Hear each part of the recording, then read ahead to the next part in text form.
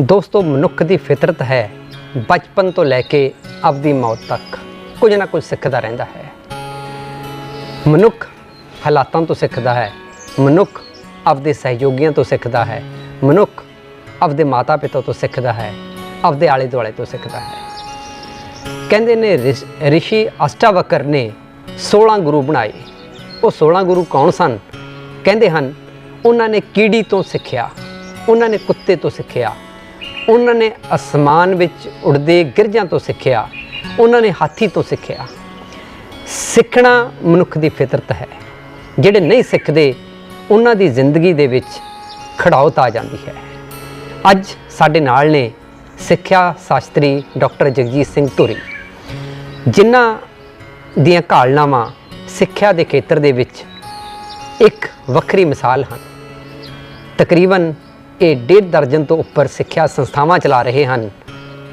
इन्हां दे द्वारा सिक्ख्या लैके बहुत सारे अध्यापक सरकारी ते गैर सरकारी खेतर दे विच अपदियां सेवावां निभा रहे हैं। सिक्ख्या की है, आओ गल करते हाँ डॉक्टर जगजीत सिंह धुरी होरां दे नाल। धुरी साहब बहुत बहुत स्वागत है तुहाडा। सिक्ख्या के खेतर दे विच तुहाडी लंबी घालना रही है जी। डॉक्टर साहब ये जानना चाहांगे कि सिक्ख्या की है? देखो वीरेंद्र जी, जिहड़ा विशा तुसीं छेड़िया ये बहुत विशाल है जी। सो मैं कोशिश करूँगा भी ये सवालों नाल जस्टिफाई कर सकां, क्योंकि जिहड़ा मनुख दा मनोरथ है इत्थे वो ज्ञान हासिल करना जी, ते ज्ञान हासिल करके अपनी जिहड़ी जिंदगी आ लाइफ आ उसनूं खुशनुमा बनाउणा है जी। सो तुसी वक्-वक् विषयां दी गल कीती है, इस दे विच एजुकेशन दी गल कीती है, तुसी नॉलेज दी गल कीती है ते इनफॉर्मेशन दी गल कीती है, जिन्हों असीं सिक्ख्या कह दिंदे आ, ते उस दे नाल ही ज्ञान दी गल कीती है ते जानकारी दी गल कीती है जी। असल विच ये तीनों गल्लां बहुत एक दूजे नाल जुड़ियां होईयां ने, परंतु तीनों गल्लां वखरियां वखरियां ने जी। सो जिहड़ा तुसीं सवाल पुछया मैं समझदा वो कहंदे हुंदे आ भी जिहड़ी गल कोई दिमाग दी उपज होवे दिमाग तक पहुँचदी हुंदी है जी, जिहड़ी गल आत्मा चों निकली होवे वो आत्मा तक पहुँचदी हुंदी है, ते आत्मा विच वो गल निकलदी हुंदी है जिहड़ी तजर्बे दे विचों निकली होवे जी। सो मैं इन्हां गल्लां दे जवाब तुहानूं जिहड़े अपने तजर्बे चों देऊँगा, जो मैं विद्यार्थियों तो सीखिया, उन्हां दे हज़ारां माता पिता तो सीखिया, जिहड़े मेरे नाल काम करदे अध्यापक ने उन्हां तो सीखिया, उस दे आधार ते मैं तुहानूं दसूँगा ताकि इहदा लाभ जिहड़ा हैगा ਉਹ ਵਿਦਿਆਰਥੀਆਂ ਨੂੰ, ਮਾਪਿਆਂ ਨੂੰ ਤੇ ਜਿਹੜੇ ਸੁਣਨ ਵਾਲੇ ਸਰੋਤੇ ਨੇ ਉਹਨਾਂ ਨੂੰ ਹੋ ਸਕੇ ਜੀ। ਜਿਹੜੀ ਗੱਲ ਕੀਤੀ ਆਪਾਂ ਸਿੱਖਿਆ ਦੀ, ਤੁਸੀਂ ਗਿਆਨ ਦੀ ਗੱਲ ਕੀਤੀ ਹੈ ਨਾਲ, ਇਹ ਬਿਲਕੁਲ ਤੁਸੀਂ ਆਪੇ ਸਪਸ਼ਟ ਕਰ ਦਿੱਤਾ ਵੀ ਇਸ ਦਾ ਕੋਈ ਸਰੋਤ ਇਕੱਲੇ ਸਕੂਲ ਜਾਂ ਕੋਈ ਕਿਤਾਬਾਂ ਨਹੀਂ ਹੈਗੀਆਂ ਜੀ। ਗਿਆਨ ਮਨੁੱਖ ਨੂੰ ਕਿਤੋਂ ਵੀ ਹਾਸਲ ਹੋ ਸਕਦਾ ਜੀ। ਬਹੁਤ ਵੱਡੇ ਵੱਡੇ ਬ੍ਰਹਮ ਗਿਆਨੀ ਹੋਏ ਨੇ ਜਿਹੜਿਆਂ ਨੇ ਬਹੁਤ ਜ਼ਿਆਦਾ पढ़ाई नहीं की, जिन्हों आप कहते ना रसमी पढ़ाई नहीं की है, अखर ज्ञान नहीं लिया जी, फिर भी वो पूरी दुनिया दे विच सेहत का कारण बने ने जी जी जी। सो इसलिए मैं समझदा भी जिहड़ा ज्ञान है ये सोमे सीमित नहीं असीमित ने जी। बहुत सारे माता पिता जानकारी इकट्ठी करन नूं जी ज्ञान समझ बैठदे ने। जी। वो समझते ने भी साडे बच्चे ने जिहड़े जिन्ने ज़्यादा किताबां पढ़नगे, जिन्नी ज़्यादा आपदे कोल जानकारी हासिल कर लैणगे, उन्ने ओह ज्ञानी हो जाणगे, उन्ना उन्हां नूं एजुकेशन आ जाऊगी, उन्ने ओह सिक्खक हो जाणगे जी। जद कि इस तरह बिल्कुल भी नहीं है और अज दे दौर दे विच बिल्कुल नहीं है जी। अज हरेक मनुख दे हत्थ विच मोबाइल है जी। ਤੁਸੀਂ ਕਿੰਨਾ ਕੁ ਡਾਟਾ ਯਾਦ ਕਰ ਲਓਗੇ, ਕਿੰਨੀ ਕੁ ਜਾਣਕਾਰੀ ਯਾਦ ਕਰ ਲਓਗੇ ਜਿਹੜੀ ਕਿ ਤੁਹਾਡੇ ਹੱਥਾਂ ਦੇ ਵਿੱਚ ਇੱਕ ਸਿੰਗਲ ਕਲਿੱਕ ਦੇ ਉੱਤੇ ਪਈ ਹੈ ਜੀ। ਇੱਥੋਂ ਇਹ ਸਪਸ਼ਟ ਹੋ ਜਾਂਦਾ ਵੀ ਜਿਹੜੀ ਜਾਣਕਾਰੀ ਹੈ ਇਕੱਠੀ ਕਰਨਾ, ਗਿਆਨ ਹਾਸਲ ਕਰਨਾ ਨਹੀਂ ਹੈਗਾ ਜੀ। ਗਿਆਨ ਦਾ ਮਤਲਬ ਹੈ ਵੀ ਜਿਹੜੀ ਤੁਸੀਂ ਜਾਣਕਾਰੀ ਇਕੱਠੀ ਕੀਤੀ ਹੈ, ਜੋ ਤੁਸੀਂ ਜਿਹੜਾ ਹਾਸਲ ਕੀਤਾ ਉਸ ਨੂੰ ਤੁਸੀਂ ਉਪਯੋਗ ਦੇ ਵਿੱਚ ਲੈ ਕੇ ਆਉਣਾ ਜੀ। ਗੁਰਬਾਣੀ ਦੇ ਵਿੱਚ ਵੀ ਸਪਸ਼ਟ ਲਿਖਿਆ ਹੈ, ਵਿਦਿਆ ਵਿਚਾਰੀ ਤਾਂ ਪਰਉਪਕਾਰੀ ਜੀ। ਉਹਦਾ ਅਰਥ ਮਤਲਬ ਇਹੀ ਹੈ ਵੀ ਜਿਹੜੀ ਵਿੱਦਿਆ ਹੈਗੀ ਆ, ਅਗਰ ਤੁਸੀਂ ਇਸ ਦਾ ਵਿਚਾਰ ਕਰੋਗੇ ਜੀ, ਵਿਚਾਰ ਦਾ ਵੀ ਅੱਗੇ ਫਰਦਰ ਅਰਥ ਹੈਗਾ ਵੀ ਅਗਰ ਇਸ ਨੂੰ ਅਡਾਪਟ ਕਰੋਗੇ, ਬਿਲਕੁਲ ਜੀ, ਆਪਦੀ ਜ਼ਿੰਦਗੀ 'ਚ ਉਤਾਰੋਗੇ ਜੀ, ਫਿਰ ਇਹ ਤੁਹਾਡਾ ਤਾਂ ਲਾਭ ਦੇਊਗੀ ਤੁਹਾਨੂੰ, ਇਹਦੇ ਨਾਲ ਤੁਸੀਂ ਪਰਉਪਕਾਰ ਵੀ ਕਰ ਸਕਦੇ ਜੀ। ਹੋ। ਸੋ ਇਸ ਲਈ ਜਿਹੜਾ ਗਿਆਨ ਆ, ਮੈਂ ਸਮਝਦਾ ਵੀ ਇਹ ਇੱਕ ਐਸੀ ਸੂਝ ਹੈ, ਜਿੰਨੀ ਜਾਣਕਾਰੀ ਅਸੀਂ ਆਪਦੇ ਆਸੇ-ਪਾਸੇ ਇਕੱਤਰਿਤ ਕਰਦੇ ਹਾਂ ਜੀ, ਉਸ ਨੂੰ ਆਪਦੀ ਜ਼ਿੰਦਗੀ ਵਿੱਚ ਢਾਲ ਕੇ ਆਪਣੀ ਜ਼ਿੰਦਗੀ ਨੂੰ ਖੁਸ਼ਹਾਲ ਬਣਾਉਣਾ, ਜੀ, ਉਸ ਦੇ ਨਾਲ ਹੀ ਆਪਣੀ ਸੁਸਾਇਟੀ ਦੇ ਵਿੱਚ ਕਿਵੇਂ ਵਿਚਰਨਾ, ਜੀ। ਇਹ ਮਤਲਬ ਗਿਆਨ ਹੈ। ਜੀ, ਇਸ ਦੇ ਨਾਲ ਹੀ ਆ ਜਾਂਦਾ ਸਿੱਖਿਆ। ਜੀ। ਹੁਣ ਸਿੱਖਿਆ ਗਿਆਨ ਹਾਸਲ ਕਰਨ ਲਈ ਸਾਡੇ ਕੋਲ ਸੰਸਥਾਵਾਂ ਬਣੀਆਂ ਹੋਈਆਂ ਨੇ। ਮੈਂ ਪਹਿਲੇ ਸਪਸ਼ਟ ਕਰ ਚੁੱਕਿਆ ਵੀ ਜਿਹੜੀ ਸਿੱਖਿਆ ਉਹ ਜ਼ਰੂਰੀ ਨਹੀਂ ਵੀ ਉਹ ਰਸਮੀ ਤੌਰ ਤੇ ਸਿੱਖਿਆ ਸੰਸਥਾਵਾਂ ਦੇ ਵਿੱਚ ਜਾ ਕੇ ਲਈ ਜਾਵੇ, ਜੀ, ਪਰੰਤੂ ਅੱਜ ਦੇ ਦੌਰ ਦੇ ਵਿੱਚ ਸਿੱਖਿਆ ਸੰਸਥਾਵਾਂ ਨੇ ਜਿਹੜੀਆਂ ਉਹ ਗਿਆਨ ਹਾਸਲ ਕਰਨ ਦਾ ਇੱਕ ਵਧੀਆ ਸੋਮਾ ਨੇ। ਸੋ ਇਸ ਲਈ ਜਦੋਂ ਉਹ ਗਿਆਨ ਜੋ ਵਿਦਿਆਰਥੀ ਨੇ ਹਾਸਲ ਕਰਨਾ ਉਹ ਸਿੱਖਿਆ ਸੰਸਥਾਵਾਂ ਤੋਂ ਮਿਲਦਾ, ਤਾਂ ਉੱਥੇ ਜਿਹੜੀ ਇਹ ਪ੍ਰਕਿਰਿਆ, ਇਸ ਨੂੰ ਅਸੀਂ ਸਿੱਖਿਆ ਕਹਿੰਦੇ ਹਾਂ। ਸੋ ਇਸ ਲਈ ਸਿੱਖਿਆ ਔਰ ਗਿਆਨ ਤੇ ਜਾਣਕਾਰੀ ਇਹਨਾਂ ਦਾ ਨੇੜਲਾ ਸੰਬੰਧ ਹੈ, ਪਰੰਤੂ ਜਾਣਕਾਰੀ ਇਕੱਠੀ ਕਰਨ ਨੂੰ ਸਿੱਖਿਆ ਸਮਝ ਲੈਣਾ ਜੀ, ਇਹ ਬਿਲਕੁਲ ਗਲਤ ਹੈ। ਜੀ, ਜੀ। ਇੱਕ ਜਿਵੇਂ ਕਬੀਰ ਜੀ ਦਾ ਇੱਕ ਜਿਹੜਾ ਹੈ ਦੋਹਾ ਯਾਦ ਆਉਂਦਾ ਹੈ, ਉਹ ਕਹਿੰਦੇ ਨੇ ਪੋਥੀ ਪੜ੍ਹ ਪੜ੍ਹ ਜਗ ਮੁਆ, ਜੀ, ਪੰਡਤ ਭਿਓ ਨਾ ਕੋਈ, ਜੀ, ਢਾਈ ਅੱਖਰ ਪ੍ਰੇਮ ਕੇ ਪੜ੍ਹੇ ਸੋ ਪੰਡਤ ਹੋਏ। ਤੁਹਾਡਾ ਮਤਲਬ ਇਹ ਹੈ ਵੀ ਉਹਨੇ ਢਾਈ ਅੱਖਰਾਂ ਨੂੰ ਸਮਝ ਲਿਆ ਜੀ, ਜਿਹਨੇ ਜੋ ਕੁਝ ਗ੍ਰਹਿਣ ਕੀਤਾ ਉਹਨੂੰ ਸਮਝ ਲਿਆ, ਆਪਦੇ ਆਪ ਚ ਉਤਾਰ ਲਿਆ, ਜੀ, ਉਹ ਅਸਲੀ ਗਿਆਨੀ ਹੈ। ਬਿਲਕੁਲ। ਅੱਜ ਦੇ ਪਾਸੇ ਇੱਕ ਪਾਸੇ ਟੈਕਨੋਲੋਜੀ ਹੈ, ਤੁਸੀਂ ਵੀ ਕਿਹਾ ਵੀ ਇੱਕ ਕਲਿੱਕ ਦੇ ਨਾਲ ਉਹਦੇ ਕੋਲ ਬਹੁਤ ਕੁਝ ਪਿਆ ਹੈ। ਬਿਲਕੁਲ। ਜਦ ਕਿ ਅਸੀਂ ਥੋੜਾ ਜਿਹਾ ਪਿੱਛੇ ਚਲੇ ਜਾਈ 40 ਸਾਲ 50 ਸਾਲ ਪਹਿਲਾਂ, ਉਦੋਂ ਲੋਕਾਂ ਕੋਲੇ ਸੋਮੇ ਘੱਟ ਸੀ। ਅੱਜ ਸਿੱਖਿਆ ਦੇ ਸੋਮੇ ਬਹੁਤ ਜ਼ਿਆਦੇ ਨੇ, ਸਿੱਖਣ ਦੇ ਬਹੁਤ ਜ਼ਿਆਦੇ ਉਹਨਾਂ ਕੋਲੇ ਸੋਮੇ ਨੇ, ਇੰਟਰਨੈਟ ਹੈ, ਮੋਬਾਈਲ ਦੇ ਉੱਤੇ ਸਭ ਕੁਝ ਜਾਣਕਾਰੀ ਹੈ, ਪਰ ਕਿਤੇ ਨਾ ਕਿਤੇ ਇਹ ਨਹੀਂ ਲੱਗਦਾ ਕਿ ਜੋ ਉਹਨਾਂ ਕੋਲ ਇੱਕ ਸੰਜਮ ਸੀ, ਉਹਨਾਂ ਕੋਲੇ ਅਸਲੀ ਸਿੱਖਿਆ ਨੂੰ ਵਿਚਾਰਦੇ ਸੀ ਤੇ ਲਾਗੂ ਕਰਦੇ ਸੀ, ਅੱਜ ਉਹ ਚੀਜ਼ ਤੋਂ ਪਰੇ ਹੋਏ ਨੇ ਲੋਕ। ਦੇਖੋ ਜੀ, ਸਿੱਖਿਆ ਦੀ ਪਰਿਭਾਸ਼ਾ ਸਦੀਆਂ ਸਦੀ ਇਹੀ ਰਹੀ ਆ, ਇਹੀ ਰਹੂਗੀ, ਇਹ ਨਾ ਕਦੇ ਬਦਲੀ ਆ, ਨਾ ਕਦੇ ਬਦਲੂਗੀ। ਜੀ। ਤੇ ਸੋਮੇ ਬਦਲਦੇ ਰਹਿੰਦੇ ਹੁੰਦੇ ਜੀ। ਪਹਿਲਾਂ ਇਹ ਗੁਰੂਕੁਲਾਂ 'ਚ, ਮੱਠਾਂ 'ਚ, ਗੁਰਦੁਆਰਿਆਂ 'ਚ ਹਾਸਲ ਕਰਦੇ ਸੀ ਲੋਕ, ਤੇ ਅੱਗੇ ਇਹ ਇੱਕ ਦੂਜੇ ਨੂੰ ਟਰਾਂਸਫਰ ਹੁੰਦੀ ਸੀਗੀ। ਹੁਣ ਸੰਸਥਾਵਾਂ ਖੁੱਲ੍ਹ ਗਈਆਂ, ਪਰਿਭਾਸ਼ਾ 'ਚ ਵੀਰਿੰਦਰ ਜੀ ਕੋਈ ਤਬਦੀਲੀ ਨਹੀਂ ਆਉਣੀ ਹੈ। ਜੀ। ਸਿੱਖਿਆ ਉਹੀ ਹੈ, ਇਹਦੇ ਉਦੇਸ਼ ਉਹੀ ਨੇ। ਜੀ। ਅਸਲ ਵਿੱਚ ਸਭ ਤੋਂ ਪਹਿਲਾਂ ਸਾਨੂੰ ਸਮਝਣਾ ਪਊਗਾ ਵੀ ਜਿਹੜਾ ਸਾਡਾ ਗਿਆਨ ਹਾਸਲ ਕਰਨਾ, ਅਸੀਂ ਸਿੱਖਿਆ ਲੈਣੀ ਆ ਜਿਹੜੀ, ਉਹਦਾ ਅਸਲ ਮਨੋਰਥ ਕੀ ਹੈ। ਠੀਕ ਹੈ। ਕਿਉਂਕਿ ਅੱਜ ਇੱਕ ਚੀਜ਼ ਬੜੀ ਵਿਚਾਰਨਯੋਗ ਹੋ ਗਈ ਮਾਤਾ ਪਿਤਾ ਲਈ ਵੀ, ਬੱਚਿਆਂ ਲਈ ਵੀ ਜਿਹੜੀ ਸਿੱਖਿਆ ਜੀ ਉਹ ਜ਼ਿੰਦਗੀ ਲਈ ਹੈ ਜਾਂ ਜ਼ਿੰਦਗੀ ਸਿੱਖਿਆ ਲਈ ਹੈ। ਜੀ। ਕਿਉਂਕਿ ਇੱਕ ਵਿਅਕਤੀ ਦੀ ਔਸਤਨ ਉਮਰ ਗੱਲ ਕਰੀਏ ਅੱਜ ਦੇ ਦੌਰ ਦੇ ਵਿੱਚ 60 65 ਸਾਲ 70 ਸਾਲ ਉਮਰ ਹੈ। ਉਸ 65-70 ਸਾਲ ਦੀ ਉਮਰ ਦੇ ਵਿੱਚੋਂ 25 ਸਾਲ ਜੀ ਇੱਕ ਵਿਅਕਤੀ ਰਸਮੀ ਤੌਰ ਤੇ ਸਿੱਖਿਆ ਹਾਸਲ ਕਰਨ ਲਈ ਲਾ ਦਿੰਦਾ। ਕਾਹਦੇ ਲਈ ਲਾ ਦਿੰਦਾ? ਜਿਹੜੇ ਬਾਕੀ ਦੇ ਰਹਿੰਦੇ ਸਾਲ ਨੇ ਉਹ ਕਿਵੇਂ ਬਤੀਤ ਕਰਨੇ ਨੇ। ਜੀ। ਲੇਕਿਨ ਜੇ ਤੁਸੀਂ ਤੁਹਾਡਾ ਸਿੱਖਿਆ ਗ੍ਰਹਿਣ ਕਰਨ ਦਾ, ਗਿਆਨ ਹਾਸਲ ਕਰਨ ਦਾ ਤਰੀਕਾ ਇਹੋ ਜਿਹਾ ਵੀ ਤੁਸੀਂ 25 ਸਾਲ ਵੀ ਇਸ ਦੇ ਉੱਤੇ ਕੰਮ ਲਗਾ ਕੇ ਤੇ ਤੁਸੀਂ ਉਸ ਟੀਚੇ ਤੱਕ ਨਹੀਂ ਪਹੁੰਚ ਸਕਦੇ, ਤਾਂ ਇੱਥੇ ਸਾਨੂੰ ਮੰਨ ਲੈਣਾ ਚਾਹੀਦਾ ਫਿਰ ਤਾਂ ਸਾਡੀ ਜਿਹੜੀ ਜ਼ਿੰਦਗੀ ਹੈ ਉਹ ਸਿੱਖਿਆ ਲਈ ਹੋਗੀ, ਨਾ ਕਿ ਸਿੱਖਿਆ ਸਾਡੀ ਜ਼ਿੰਦਗੀ ਲਈ ਹੈ। ਸੋ ਇਸ ਲਈ ਸਾਡਾ ਜਿਹੜਾ ਮਨੁੱਖ ਦਾ ਉਦੇਸ਼ ਹੈ ਗਿਆਨ ਹਾਸਲ ਕਰਨ ਦਾ, ਉਹ ਹੈ ਆਪਦੀ ਜ਼ਿੰਦਗੀ ਨੂੰ ਸਿਵਲਾਈਜ਼ਡ ਤਰੀਕੇ ਨਾਲ ਜਿਉਣਾ, ਆਪ ਵੀ ਖੁਸ਼ ਰਹਿਣਾ ਔਰ ਆਪਦੇ ਇਰਦ ਗਿਰਦ ਲੋਕਾਂ ਨੂੰ, ਸੁਸਾਇਟੀ ਨੂੰ ਕੋਈ ਵਿਗੜ ਨਾ ਪਾਉਣਾ, ਜਿਹਨੂੰ ਅਸੀਂ ਕਹਿੰਦੇ ਲਿਵ ਐਂਡ ਲੈਟ ਅਦਰਸ ਲਿਵ। ਜੀ। ਤੋ ਸਾਡੀਆਂ ਜਿਹੜੀ ਬੁਨਿਆਦੀ ਲੋੜਾਂ ਪੂਰੀਆਂ ਕਰਨ ਵਾਸਤੇ, ਰੁਜ਼ਗਾਰ ਵਾਸਤੇ ਉੱਤੇ, ਖੁਸ਼ਹਾਲ ਰਹਿਣ ਵਾਸਤੇ ਉੱਤੇ ਉਹ ਜਿਹੜੀ ਹੈਗੀ ਆ ਸਿੱਖਿਆ ਜ਼ਰੂਰੀ ਹੈ। ਜੀ। ਹੁਣ ਇੱਥੇ ਇੱਕ ਭਟਕਣਾ, ਉਹ ਭਟਕਣਾ ਹੈ ਮਾਪਿਆਂ ਦੇ ਵਿੱਚ, ਇੱਕ ਦੌੜ ਹੈ। ਜੀ। ਉਹ ਦੌੜ ਕਿਸ ਗੱਲ ਦੀ ਆ ਵੀ ਮੇਰਾ ਬੱਚਾ, ਜਿਵੇਂ ਮੈਂ ਪਹਿਲਾਂ ਗੱਲ ਕਰਾਂ, ਉਹ ਸੋਚਦੇ ਨੇ ਵੀ ਵੱਧ ਗਿਆਨ ਹਾਸਲ ਕਰੇ। ਜੀ। ਉਹ ਵੱਧ ਗਿਆਨ ਦਿਵਾਉਣ ਦੇ ਚੱਕਰ ਦੇ ਵਿੱਚ ਵੱਧ ਜਾਣਕਾਰੀ ਇਕੱਠਾ ਕਰਨ ਲਈ ਲਗਾ ਦਿੰਦੇ ਨੇ। ਜੀ। ਜੇਕਰ ਆਪਾਂ ਇੱਕ ਕੇਸ ਸਟੱਡੀ ਦੀ ਗੱਲ ਕਰਦਾ ਮੈਂ ਤੁਹਾਡੇ ਨਾਲ, ਇੱਕ ਐਗਜ਼ਾਮਪਲ ਦੇ ਕੇ ਗੱਲ ਕਰਦਾ। ਇੱਕ ਸਕੂਲ ਦੇ ਵਿੱਚ 2 ਵਿਦਿਆਰਥੀ ਨੇ। ਜੀ। ਉਹ ਇੱਕ ਵਿਦਿਆਰਥੀ ਜਿਹੜਾ ਹੈਗਾ ਫਸਟ ਸਟੈਂਡਰਡ ਤੋਂ ਲੈ ਕੇ 10+2 ਸਟੈਂਡਰਡ ਤੱਕ ਜਦੋਂ ਜਿਵੇਂ ਪੜ੍ਹਦਾ ਗਿਆ, ਉਹ ਕਲਾਸ ਦੇ ਵਿੱਚੋਂ ਅੱਵਲ ਆਉਂਦਾ ਗਿਆ। ਜੀ। 99% ਨੰਬਰ ਲੈਂਦਾ ਰਿਹਾ। ਉਸ ਦੇ ਮਾਂ-ਬਾਪ ਨੇ ਉਸ ਨੂੰ ਘਰ ਦੇ ਕਿਸੇ ਕੰਮ ਦੇ ਵਿੱਚ ਨਹੀਂ ਲਗਾਇਆ। ਜੀ। ਕਿਤੇ ਬਾਹਰ ਅੰਦਰ ਕੰਮ ਨਹੀਂ ਭੇਜਿਆ, ਸਿਰਫ ਇਸ ਲਈ ਵੀ ਉਸ ਦੀ ਪੜ੍ਹਾਈ ਵਿੱਚ ਵਿਘਨ ਨਾ ਪਏ। ਜੀ। ਸਕੂਲ ਦੇ ਵਿੱਚ ਜਦੋਂ ਸਕੂਲ ਟੀਚਰਸ ਨੇ ਹੋਰ ਨੇ ਉਸ ਨੂੰ ਸਪੋਰਟਸ 'ਚ ਲਗਾਉਣ ਦੀ ਕੋਸ਼ਿਸ਼ ਕੀਤੀ ਤਾਂ ਉਹਨਾਂ ਨੇ ਕਿਹਾ ਵੀ ਨਹੀਂ ਜੀ, ਸਾਡੇ ਬੱਚੇ ਦੀ ਪੜ੍ਹਾਈ ਖਰਾਬ ਹੋਊਗੀ, ਵੀ ਇਸ ਨੂੰ ਤੁਸੀਂ ਜਿਹੜਾ ਹੈਗਾ ਖੇਡਾਂ 'ਚ ਵੀ ਨਹੀਂ ਲਾਉਣਾ ਜੀ। ਉਸ ਦੇ ਬਰਾਬਰ ਉਸੇ ਦੀ ਕਲਾਸ ਦੇ ਵਿੱਚ ਇੱਕ ਬੱਚਾ ਉਹ ਵੀ ਉਸੇ ਕਲਾਸ 'ਚ ਪੜ੍ਹ ਰਿਹਾ, ਉਹ ਉੱਪਰ ਤੱਕ ਉਹ 60-65% ਨੰਬਰ ਲਿਜਾਂਦਾ ਸੀ, ਲੇਕਿਨ ਉਹ ਹਰ ਗੇਮ ਦੇ ਵਿੱਚ ਵੀ ਪਾਰਟਿਸਿਪੇਟ ਕਰਦਾ ਸੀ, ਉਹ ਕਲਚਰਲ ਪ੍ਰੋਗਰਾਮ 'ਚ ਵੀ ਪਾਰਟਿਸਿਪੇਟ ਕਰਦਾ ਸੀ।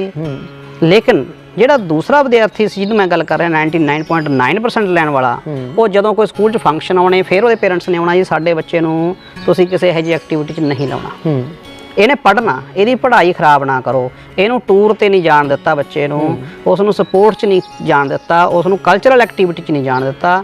ਹੁਣ ਜਿਹੜਾ ਦੂਸਰਾ ਇਹਦੇ ਪੈਰਲਲ ਵਿਦਿਆਰਥੀ ਹੈ ਉਹ ਹਰ ਗੇਮ 'ਚ ਜਾਂਦਾ ਰਿਹਾ, ਹਰ ਮਾਰਨਿੰਗ ਅਸੈਂਬਲੀ 'ਚ ਬੋਲਦਾ ਰਿਹਾ, ਉਹ ਭੰਗੜੇ ਵਿੱਚ, ਉਹ ਡਾਂਸ ਦੇ ਵਿੱਚ, ਉਹ ਟੂਰਸ ਤੇ ਜਾਂਦਾ ਰਿਹਾ।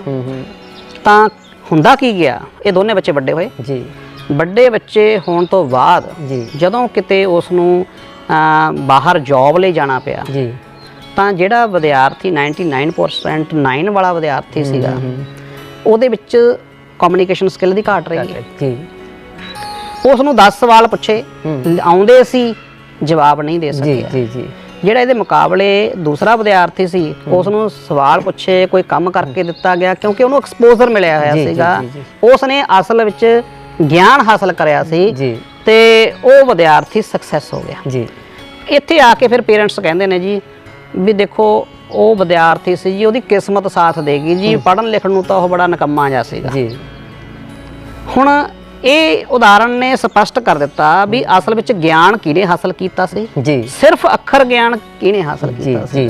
ਸੋ ਇਸ ਲਈ ਮੈਂ ਇਸ ਐਗਜ਼ਾਮਪਲ ਰਾਹੀਂ ਪੇਰੈਂਟਸ ਨੂੰ ਸਾਰਿਆਂ ਨੂੰ ਇਹ ਗੱਲ ਸਮਝਾਉਣੀ ਚਾਹਣਾ ਵੀ ਅਸਲ ਵਿੱਚ ਗਿਆਨ ਹਾਸਲ ਕਰਨਾ ਕੀ ਹੈ ਜੀ, ਜਿਹੜੀਆਂ ਸਕਿੱਲਸ ਡਿਵੈਲਪ ਕਰਨਾ ਹੀ ਗਿਆਨ ਹਾਸਲ ਕਰਨਾ ਜੀ। ਅਗਰ ਤੁਹਾਡੇ 'ਚ ਕੌਨਫੀਡੈਂਸ ਹੈ, ਤੁਹਾਡੇ 'ਚ ਹੌਸਲਾ ਹੈ, ਤੁਹਾਡੇ ਵਿੱਚ ਰਿਟਨ ਕਮਿਊਨੀਕੇਸ਼ਨ ਆ, ਤੁਹਾਡੇ ਵਿੱਚ ਵੋਕਲ ਕਮਿਊਨੀਕੇਸ਼ਨ ਹੈਗੀ ਹੈ, ਤੁਸੀਂ ਸਪੋਰਟ 'ਚੋਂ, ਤਾਂ ਤੁਹਾਡਾ ਐਕਸਪੋਜ਼ਰ ਹੋ ਗਿਆ ਵੀ ਤੁਸੀਂ ਜ਼ਿੰਦਗੀ ਦੇ ਕਿਸੇ ਵੀ ਖੇਤਰ ਦੇ ਵਿੱਚ ਜਾ ਕੇ ਕਾਮਯਾਬ ਹੋ ਸਕਦੇ ਹੋ ਜੀ। ਜਿਹੜੇ ਮਾਂ-ਬਾਪ ਐਜੂਕੇਸ਼ਨ ਦੇ ਨਾਂ ਤੇ ਆਪਦੇ ਬੱਚਿਆਂ ਨੂੰ ਕਿਸੇ ਕੰਮ ਦੇ ਵਿੱਚ ਨਹੀਂ ਲਗਾਉਂਦੇ, ਕਿਸੇ ਸੀਮਤ ਦਾਇਰੇ ਵਿੱਚ ਰੱਖ ਲੈਂਦੇ ਨੇ, ਉਹਨਾਂ ਦੇ ਬੱਚੇ ਨੇ ਜਿਹੜੇ ਉਹ ਗਿਆਨ ਤੋਂ ਵਾਂਝੇ ਰਹਿ ਜਾਂਦੇ ਨੇ। ਇਸ ਲਈ ਮੈਂ ਕਿਹਾ ਸੀ ਵੀ ਗਿਆਨ ਹੋਰ ਗੱਲ ਹੈ, ਜਾਣਕਾਰੀ ਜਿਹੜਾ ਹਾਸਲ ਕਰਨਾ ਹੋਰ ਗੱਲ ਆ। ਸੋ ਇਸ ਲਈ ਮੈਂ ਸਮਝਦਾ ਵੀ ਜਿਹੜਾ ਗਿਆਨ ਆ, ਜਿਵੇਂ ਤੁਸੀਂ ਉਦਾਹਰਨਾਂ ਦਿੱਤੀਆਂ ਨੇ, ਆਪਾਂ ਪੜ੍ਹਦੇ ਆਏ ਹਾਂ ਛੋਟੇ ਹੁੰਦੇ ਤੋਂ ਵੀ ਗੁਰੂ ਨਾਨਕ ਦੇਵ ਸਾਹਿਬ ਇੱਕ ਵਾਰ ਵੇਈਂ 'ਚ ਪ੍ਰਵੇਸ਼ ਹੋ ਗਏ ਸੀ, ਜਦੋਂ ਵੇਈਂ 'ਚੋਂ ਬਾਹਰ ਨਿਕਲੇ ਤਾਂ ਉਹਨਾਂ ਨੂੰ ਗਿਆਨ ਦੀ ਪ੍ਰਾਪਤੀ ਹੋ ਗਈ ਸੀ। ਉਹ ਵੇਈਂ ਇੱਕ ਸੰਕੇਤਕ ਇਹ ਨਹੀਂ ਹੈਗਾ ਵੀ ਉਹ ਪਾਣੀ ਦੀ ਵੇਈਂ ਦੇ ਵਿੱਚੋਂ ਗਿਆਨ ਪ੍ਰਾਪਤ ਹੋ ਗਿਆ ਸੀ, ਵੇਈਂ ਆਪਣੇ ਅੰਦਰ ਵਗਦੀ ਹੈ ਬਿਲਕੁਲ ਜੀ, ਹਰੇਕ ਦੇ ਅੰਦਰ ਗਿਆਨ ਭਰਿਆ ਪਿਆ ਜੀ। ਉਹ ਕਹਿੰਦੇ ਹੁੰਦੇ ਆ ਨਾ ਵੀ ਮੀਂਹ ਪੈ ਰਿਹਾ ਸੀ, ਮੀਂਹ ਦੇ ਵਿੱਚ ਇੱਕ ਘੜਾ ਪਿਆ ਤੇ ਬਹੁਤ ਦੇਰ ਜ਼ੋਰਦਾਰ ਮੀਂਹ ਪਿਆ ਤੇ ਅੱਧੇ ਘੰਟੇ ਬਾਅਦ ਦੇਖਿਆ ਘੜੇ ਦੇ ਵਿੱਚ ਇੱਕ ਵੀ ਬੂੰਦ ਨਹੀਂ ਪਈ ਸੀ ਜੀ। ਉਹਦਾ ਕਾਰਨ ਸੀ ਵੀ ਘੜਾ ਉਲਟਾ ਪਿਆ ਸੀ ਜੀ।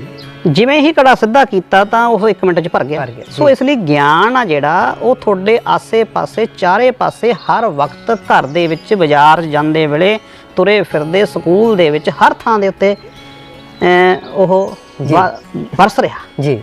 ਸੋ ਉਸ ਨੂੰ ਹਾਸਲ ਕਰਨ ਦਾ ਇੱਕ ਸਲੀਕਾ ਤੇ ਇੱਕ ਤਰੀਕਾ ਹੋਣਾ ਚਾਹੀਦਾ, ਜਿਹੜਾ ਕਿ ਪੇਰੈਂਟਸ ਨੂੰ ਆਪਦੇ ਬੱਚਿਆਂ ਨੂੰ ਸਿਖਾਉਣਾ ਚਾਹੀਦਾ, ਜਿਹੜਾ ਕਿ ਅਧਿਆਪਕਾਂ ਨੂੰ ਆਪਦੇ ਬੱਚਿਆਂ ਨੂੰ ਸਿਖਾਉਣਾ ਚਾਹੀਦਾ। ਸੋ ਮੈਂ ਸਮਝਦਾ ਉਹ ਗਿਆਨ ਹੈ ਜੀ।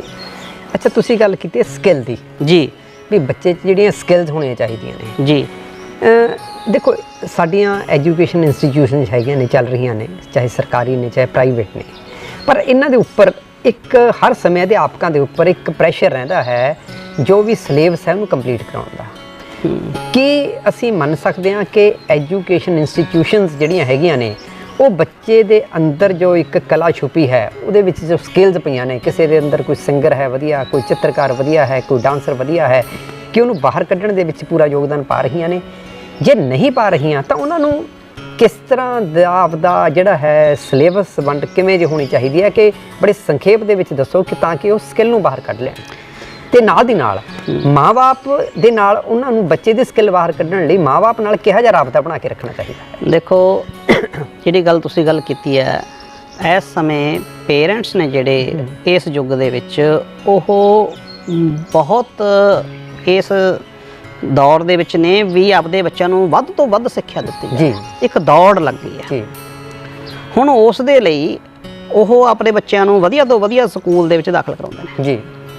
ਹੁਣ ਉਹ ਸਕੂਲ ਜਿਹੜੇ ਹੈਗੇ ਸਕਿੱਲਸ ਨੂੰ ਬਾਹਰ ਕੱਢਣ ਦੇ ਲਈ ਜਿਹੜੀਆਂ ਉਹਨਾਂ ਦੇ ਵਿੱਚ ਛੁਪੀ ਹੋਈ ਪ੍ਰਤਿਭਾ ਹੈਗੀ ਆ ਉਸ ਦੇ ਲਈ ਉਸ ਨੂੰ ਖੁੱਲਾ ਮਾਹੌਲ ਦੇਣਾ ਪਊਗਾ ਜੀ। ਜੇ ਸੰਸਥਾਵਾਂ ਖੁੱਲਾ ਮਾਹੌਲ ਦਿੰਦੀਆਂ ਨੇ ਤਾਂ ਪੇਰੈਂਟਸ ਦੇ ਵਿੱਚ ਇੰਨੀ ਸਮਝ ਨਹੀਂ ਕਹਿ ਲਓ ਜਾਂ ਇੰਨੀ ਪੇਸ਼ੈਂਸ ਨਹੀਂ ਕਹਿ ਲਓ ਵੀ ਉਹ ਵਿਦਿਆਰਥੀਆਂ ਨੂੰ ਜਾਂ ਸਕੂਲਾਂ ਨੂੰ ਉਹਨਾਂ ਤੇ ਖੁੱਲੇ ਰੂਪ 'ਚ ਕੰਮ ਕਰਨਾ ਦੇਣ ਜੀ। ਜਿਵੇਂ ਮੈਂ ਇੱਕ ਐਗਜ਼ਾਮਪਲ ਮੈਂ ਸਬਜੈਕਟ ਤੋਂ ਲੈ ਕੇ ਉਦਾਹਰਨ ਦੀ ਗੱਲ ਕਰਦਾ ਮੈਂ ਜਿਸ ਤਰ੍ਹਾਂ ਆਪਾਂ ਗੱਲ ਕਰੀਏ ਮੈਂ ਇੱਕ ਕੰਪੈਰੀਜ਼ਨ ਕਰਦਾ ਹੁੰਦਾ ਕਈ ਵਾਰ ਮੈਥਮੈਟਿਕਸ ਸਬਜੈਕਟ ਹੈ ਜੀ। ਜਿਹੜੀਆਂ ਸੰਸਥਾਵਾਂ ਤੁਸੀਂ ਸਰਕਾਰੀ ਜਾਂ ਪੁਰਾਣੇ ਸਮੇਂ ਦੇ ਵਿੱਚ ਚਾਹੇ ਉਹ ਗੈਰ ਸਰਕਾਰੀ ਸੀਗੀਆਂ ਪੇਰੈਂਟਸ ਤੇ ਅਧਿਆਪਕ ਦਾ ਇੱਕ ਇਹੋ ਜਿਹਾ ਰਿਸ਼ਤਾ ਹੁੰਦਾ ਸੀ ਵੀ ਪੇਰੈਂਟਸ ਜਲਦੀ ਅਧਿਆਪਕ ਨੂੰ ਜਾ ਕੇ ਕੁਝ ਕਹਿੰਦਾ ਨਹੀਂ ਸੀਗਾ ਇੱਕ ਰਿਸਪੈਕਟ ਬਾਰੇ ਸੀ ਕੋਈ ਛੋਟੀ ਗੱਲ ਦਾ ਲਾਂਭਾ ਨਹੀਂ ਲੈ ਕੇ ਜਾਂਦਾ ਸੀਗਾ ਜੀ। ਅੱਜ ਦੀ ਡੇਟ ਦੇ ਵਿੱਚ ਇੱਕ ਦਿਨ ਬੱਚੇ ਦੀ ਨੋਟਬੁੱਕ ਚੈੱਕ ਨਾ ਹੋਵੇ ਤਾਂ ਅਗਲੇ ਦਿਨ ਪੇਰੈਂਟਸ ਨੋਟਬੁੱਕ ਨੂੰ ਚੈੱਕ ਲੈ ਕੇ ਉਹ ਅਧਿਆਪਕ ਕੋਲ ਪਹੁੰਚ ਜਾਂਦਾ ਜੀ।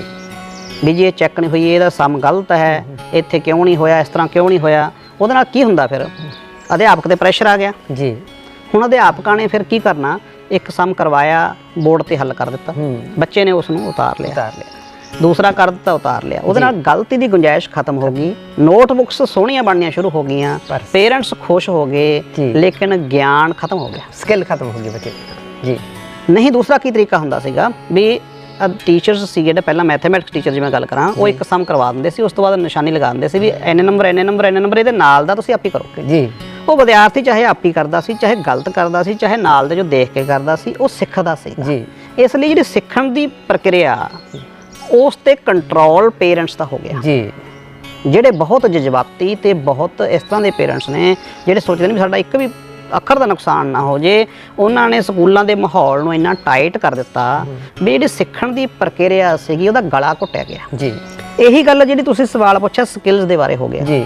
ਜਿਹੜੇ ਸਕਿੱਲਸ ਤਾਂ ਹੀ ਉੱਭਰਨਗੀਆਂ ਨਾ ਜੇਕਰ ਮਾਂ-ਬਾਪ ਜਿਹੜੇ ਹੈਗੇ ਨੇ ਪੇਰੈਂਟਸ ਨੇ ਉਹਨਾਂ ਵਿੱਚ ਸਹਿਜਤਾ ਹੋਊਗੀ ਸਬਰ ਹੋਊਗਾ ਉਹ ਹੁਣ ਆਪਾਂ ਨੂੰ ਅਚੀਵਮੈਂਟਸ ਵੀ ਚਾਹੀਦੀਆਂ ਨੇ ਉਹਦੇ ਲਈ ਫਾਰ ਐਗਜ਼ਾਮਪਲ ਆਪਾਂ ਗੱਲ ਕਰੀਏ ਸਪੋਰਟਸ ਡਿਮਾਂਡ ਕਰਦਾ ਬੱਚੇ ਨੂੰ 2 ਘੰਟੇ ਸਵੇਰੇ 1 ਘੰਟਾ ਸ਼ਾਮ ਨੂੰ ਕੋਈ ਸਪੈਸ਼ਲ ਪ੍ਰੈਕਟਿਸ ਹੋਵੇ ਉਸ ਦੀ ਡਾਈਟ ਵੀ ਹੋਵੇ ਉਸ ਦਾ ਰਹਿਣ ਸਹਿਣ ਵੀ ਹੋਵੇ ਹੁਣ ਇਹ ਇਕੱਲਾ ਇਹ ਨਹੀਂ ਹੈਗਾ ਵੀ ਸਕੂਲ ਦੇ ਵਿੱਚ ਉਹਨੂੰ ਸਪੋਰਟਸ ਤੁਸੀਂ ਦਵਾ ਦਿੱਤੀ ਤੇ ਉਹਦੇ ਵਿੱਚ ਉਹ ਸਕਿੱਲ ਡਿਵੈਲਪ ਹੋ ਜਾਊਗੀ ਜੀ ਉਹਦੇ ਲਈ ਬਹੁਤ ਸਾਰੇ ਪੇਰੈਂਟਸ ਇਹੋ ਜਿਹੇ ਦੇਖੇ ਨੇ ਮੈਂ ਜਿਹੜੇ ਸਵੇਰੇ ਉੱਠ ਕੇ ਆਪਦੇ ਬੱਚਿਆਂ ਦੇ ਨਾਲ ਜਿਹੜਾ ਹੈਗਾ ਉਹ ਦੌੜਦੇ ਨੇ ਉਹਨਾਂ ਨਾਲ ਸਾਈਕਲਿੰਗ ਕਰਦੇ ਨੇ ਜਿੰਨੀ ਦੇਰ ਉਹ ਸਪੋਰਟਸ ਕਰਦੇ ਨੇ ਉਨੀ ਦੇਰ ਉਹ ਨਾਲ ਬੈਠਦੇ ਨੇ ਉਹਨਾਂ ਬੱਚਿਆਂ 'ਚ ਸਕਿੱਲਸ ਡਿਵੈਲਪ ਹੁੰਦੀਆਂ ਨੇ ਜੀ ਅਸਲ ਵਿੱਚ ਜਿਹੜੀ ਐਜੂਕੇਸ਼ਨ ਆ ਨਾ ਜੀ ਇਹ ਅਸੀਂ ਇਹ ਮੰਨ ਲਿਆ ਵੀ ਇਹ ਸਿਰਫ ਸਿੱਖਿਆ ਸੰਸਥਾਵਾਂ ਦਾ ਹੀ ਜ਼ਿੰਮੇਵਾਰੀ ਹੈ ਜੀ ਜਦੋਂ ਕਿ ਇਹ ਸਿੱਖਿਆ ਘਰ 'ਚੋਂ ਵੀ ਮਿਲਣੀ ਹੈ ਜੀ ਇਹ ਸਿੱਖਿਆ ਸੁਸਾਇਟੀ 'ਚੋਂ ਵੀ ਮਿਲਣੀ ਹੈ ਇਹ ਨਾਲ ਦੇ ਬੱਚਿਆਂ ਤੋਂ ਵੀ ਮਿਲਣੀ ਹੈ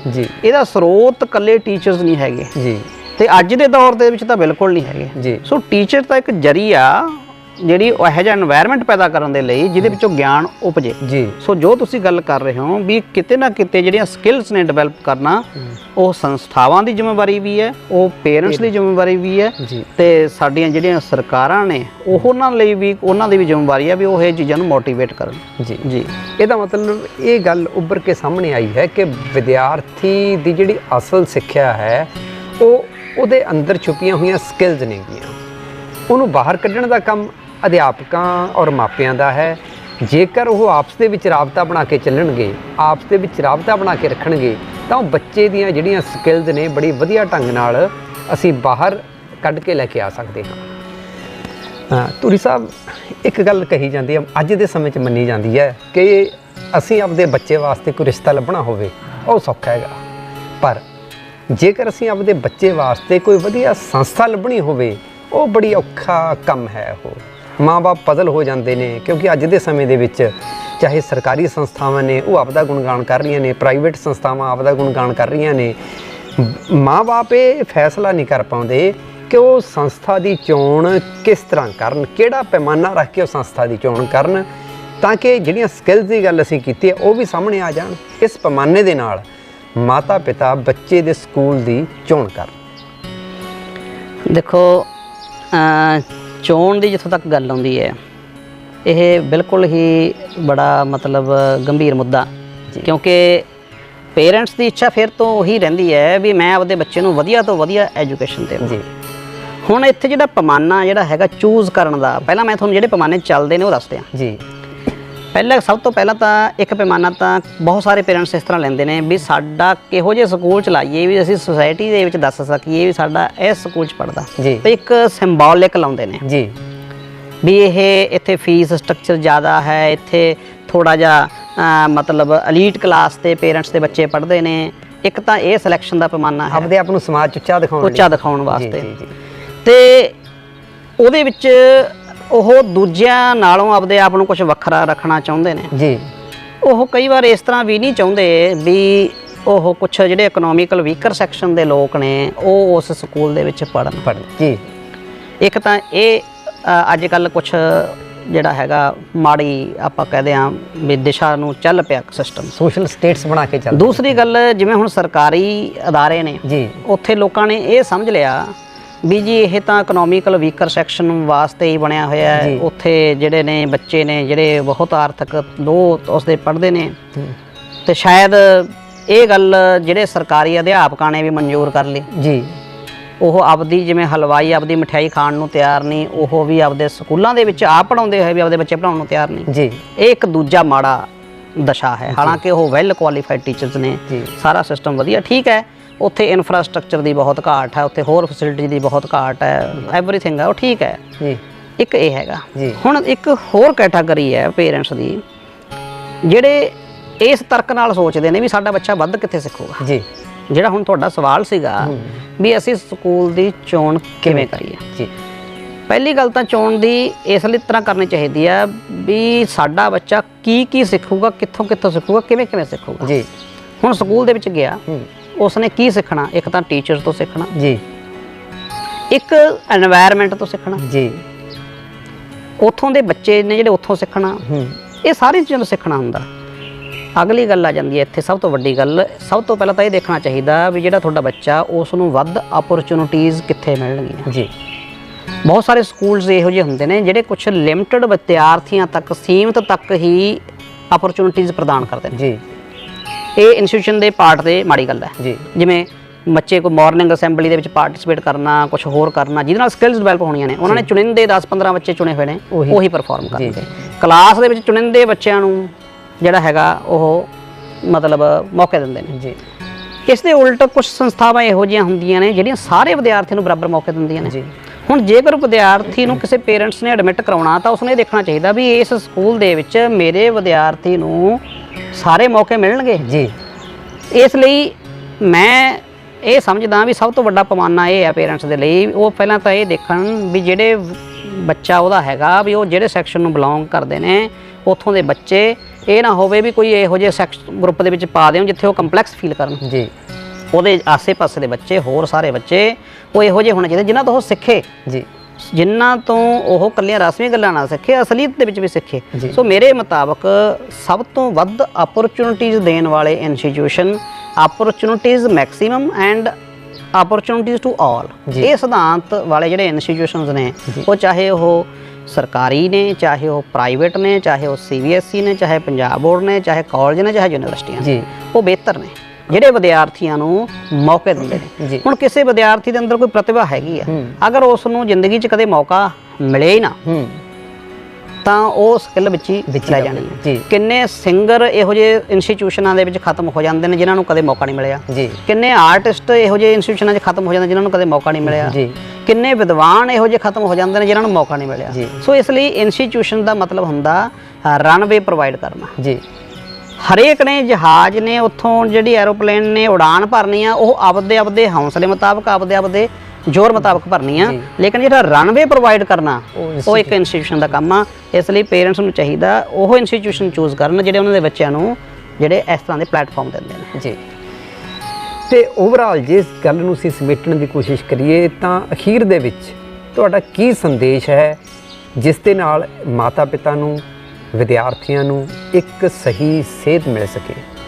ਜੀ ਦੇਖੋ, ਜਿੱਥੋਂ ਤੱਕ ਗਿਆਨ ਦੀ ਗੱਲ ਹੈਗੀ ਹੈ, ਜੋ ਆਪਾਂ ਨੌਲੇਜ ਦੀ ਗੱਲ ਕਹਿੰਦੇ ਆ, ਇਹ ਪਹਿਲੇ ਮੈਂ ਸਪਸ਼ਟ ਕਰ ਚੁੱਕਿਆ, ਇਹ ਬੰਨਣ ਨਹੀਂ ਹੈ ਵੀ ਕਿੱਥੋਂ ਮਿਲਣੀ ਹੈ ਜੀ।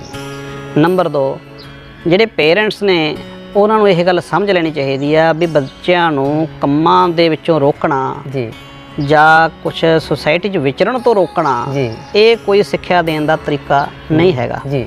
ਮੈਂ ਇੱਥੇ ਨਾਲ ਹੀ ਇੱਕ ਛੋਟੀ ਜਿਹੀ ਗੱਲ ਸਪਸ਼ਟ ਕਰਦਾ। ਮੇਰੇ ਯਾਦ ਆ, ਮੈਂ ਥੋੜ੍ਹੇ ਸਾਲ ਪਹਿਲਾਂ ਇੱਕ ਕਿਸੇ ਹਿੱਲ ਸਟੇਸ਼ਨ 'ਤੇ, ਮੈਂ ਨਾਮ ਨਹੀਂ ਲਊਂਗਾ ਸੰਸਥਾ ਦਾ ਜੀ, ਮੈਂ ਉੱਥੇ ਵਿਜ਼ਿਟ ਕੀਤਾ। ਉੱਥੇ ਬੱਚੇ ਸੈਕੰਡ ਸਟੈਂਡਰਡ ਤੋਂ ਲੈ ਕੇ ਹਿਲਸ ਦੇ ਉੱਤੇ ਜਾ ਕੇ ਜੀ ਉਹ ਬੱਚੇ ਰਹਿੰਦੇ ਸੀ ਉੱਥੇ ਜੀ। ਮੈਂ ਉੱਥੇ ਪੇਰੈਂਟਸ ਬਣ ਕੇ ਪੁੱਛਿਆ ਵੀ ਮੈਂ ਆਪਦੀ ਬੇਟੀ ਨੂੰ 5th ਸਟੈਂਡਰਡ 'ਚ ਲਗਾਉਣਾ, ਵੀ ਤੁਹਾਡਾ ਕੀ ਪ੍ਰੋਸੀਜਰ ਆ ਸਾਰਾ। ਉਹਨਾਂ ਨੇ ਸਾਰੀ ਜਾਣਕਾਰੀ ਦਿੱਤੀ। ਫਿਰ ਮੈਂ ਉਹਨਾਂ ਨੂੰ ਇੱਕ ਸਵਾਲ ਪੁੱਛਿਆ ਜੀ, ਮੈਂ ਕਿਹਾ ਜੀ ਜਿਹੜੀ ਬੱਚੇ ਨੈਤਿਕ ਸਿੱਖਿਆ, ਮੋਰਲ ਐਜੂਕੇਸ਼ਨ ਸਾਡੇ ਪਰਿਵਾਰਾਂ 'ਚ ਰਹਿੰਦੇ ਹੋਏ ਲੈਂਦੇ ਨੇ, ਉਹ ਬੱਚੇ ਨੇ ਜਿਹੜੇ ਇਹ ਪਹਾੜ ਦੇ ਵਿੱਚ ਇੱਕ ਲਿਮਟਿਡ ਤੁਸੀਂ ਸੀਮਿਤ ਦਾਇਰੇ 'ਚ ਉਹਨਾਂ ਨੂੰ ਬੰਦ ਕਰਕੇ ਇੰਨੇ ਸਾਲਾਂ ਬਾਅਦ ਜਦੋਂ ਬੱਚਾ ਹੋ ਜਾ ਕੇ ਸੁਸਾਇਟੀ 'ਚ ਆਊਗਾ ਤਾਂ ਉਹ ਮੋਰਲ ਐਜੂਕੇਸ਼ਨ, ਉਹ ਨੈਤਿਕ ਸਿੱਖਿਆ, ਉਹ ਸਮਾਜਿਕ ਸਿੱਖਿਆ ਕਿੱਥੋਂ ਲਊਗਾ ਜੀ।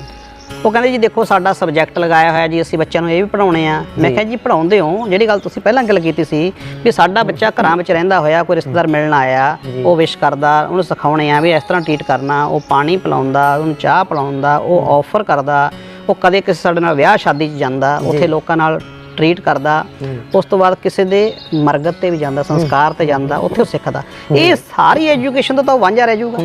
ਤੁਸੀਂ ਇੱਕ ਆਰਟੀਫਿਸ਼ਲ ਇੱਕ ਇਹੋ ਜਿਹਾ এনवायरमेंट 'ਚ ਤਿਆਰ ਕਰ ਲਿਆ, ਜਿਹੜਾ ਬੱਚਾ ਉਹ ਕਿਵੇਂ ਤਿਆਰ ਹੋਊਗਾ। ਸੋ ਇਸ ਲਈ ਹੁਣ ਦੂਜੀ ਐਗਜ਼ਾਮਪਲ ਮੈਂ ਇੱਥੇ ਹੋਰ ਦੇਣੀ ਚਾਹਣਾ।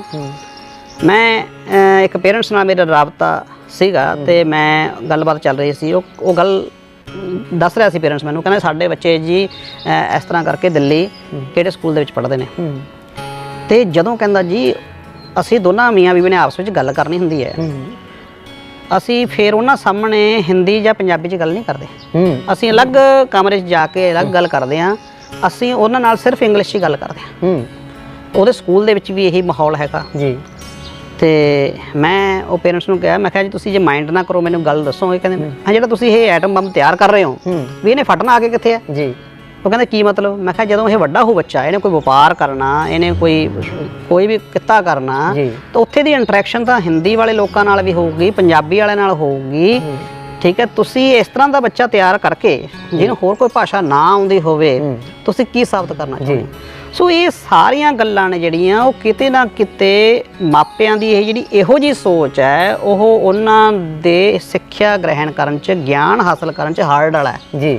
ਸੋ ਇਸ ਲਈ ਮੈਂ ਪੇਰੈਂਟਸ ਨੂੰ ਇਹੀ ਬੇਨਤੀ ਕਰਦਾ ਵੀ ਜੇ ਤਾਂ ਤੁਸੀਂ ਬੱਚਿਆਂ ਨੂੰ ਗਿਆਨ ਦੇਣਾ ਜੀ, ਤਾਂ ਤੁਹਾਡਾ ਜਿਹੜਾ ਰੋਲ ਹੈਗਾ ਜੀ, ਉਹ ਉਹਨਾਂ 'ਚ ਹਾਰਡਲ ਪੈਦਾ ਕਰਨਾ ਨਹੀਂ, ਉਹਨਾਂ ਨੂੰ ਓਪਰਚੁਨਿਟੀਜ਼ ਦੇਣਾ ਜੀ। ਉਹਨਾਂ ਨੂੰ ਹਰ ਕੰਮ ਦੇ ਵਿੱਚ ਲਗਾਓ ਜੀ। ਇਹਦਾ ਮਤਲਬ ਇਹ ਨਹੀਂ ਵੀ ਜੇ ਤੁਹਾਡੇ ਕੋਲ ਫਾਈਨੈਂਸ਼ੀਅਲੀ ਪੋਜੀਸ਼ਨ ਅੱਛੀ ਹੈ ਵੀ ਤੁਸੀਂ ਬੱਚੇ ਨੂੰ ਕਿਸੇ ਫਿਜ਼ੀਕਲ ਵਰਕ ਦੇ ਵਿੱਚ ਨਹੀਂ ਲਗਾਉਣਾ ਜੀ। ਸੋ ਇਸ ਲਈ ਜੇ ਤੁਸੀਂ ਗਿਆਨ ਰੀਅਲ ਦੇ ਵਿੱਚ ਪੇਰੈਂਟਸ ਦੇਣਾ ਚਾਹੁੰਦੇ ਨੇ ਬੱਚਿਆਂ ਨੂੰ, ਤਾਂ ਉਸ ਨੂੰ ਹਰ ਕੰਮ ਆਉਣਾ ਚਾਹੀਦਾ, ਹਰ ਸਕਿੱਲ ਆਉਣੀ ਚਾਹੀਦੀ ਹੈ, ਹਰ ਥਾਂ ਉਸ ਨੂੰ ਵਿਚਰਨਾ ਚਾਹੀਦਾ, ਹਰ ਉਸ ਨੂੰ ਲੈਂਗੁਏਜ ਆਉਣੀ ਚਾਹੀਦੀ ਹੈ। ਇਹੀ ਮੇਰੇ ਹਿਸਾਬ ਦੇ ਨਾਲ ਇੱਕ ਸਿੱਖਿਆ ਗ੍ਰਹਿਣ ਕਰਨ ਦਾ ਇੱਕ ਤਰੀਕਾ ਜੀ। ਬਹੁਤ ਬਹੁਤ ਸ਼ੁਕਰੀਆ, ਧੰਨਵਾਦ ਜੀ ਧੂਰੀ ਸਾਹਿਬ, ਤੁਸੀਂ ਆਪਣਾ ਸਮਾਂ ਕੱਢਿਆ ਤੇ ਸਿੱਖਿਆ ਦੇ ਬਾਰੇ ਜੋ ਪ੍ਰਸ਼ਨ ਸੀਗੇ ਉਹਨਾਂ ਦੇ ਉੱਤਰ ਦਿੱਤੇ। ਤੇ ਸਾਨੂੰ ਉਮੀਦ ਹੈ ਕਿ ਇਹ ਸਾਡੀ ਅੱਜ ਦੀ ਜੋ ਗੱਲਬਾਤ ਹੈ ਇਹ ਮਾਤਾ ਪਿਤਾ ਲਈ ਬਹੁਤ ਹੀ ਲਾਹੇਵੰਦ ਸਿੱਧ ਹੋਏਗੀ। ਦੋਸਤੋ, ਅੱਗੇ ਨੂੰ ਫੇਰ ਮਿਲਾਂਗੇ, ਉਦੋਂ ਤੱਕ ਸਾਡੇ ਇਸ ਚੈਨਲ ਨੂੰ ਸਬਸਕ੍ਰਾਈਬ ਕਰੋ, ਲਾਈਕ ਕਰੋ ਤੇ ਸ਼ੇਅਰ ਕਰੋ। ਵੀਰਿੰਦਰ ਪਨਵਾਰੀ ਵੱਲੋਂ ਸਤਿ ਸ਼੍ਰੀ ਅਕਾਲ।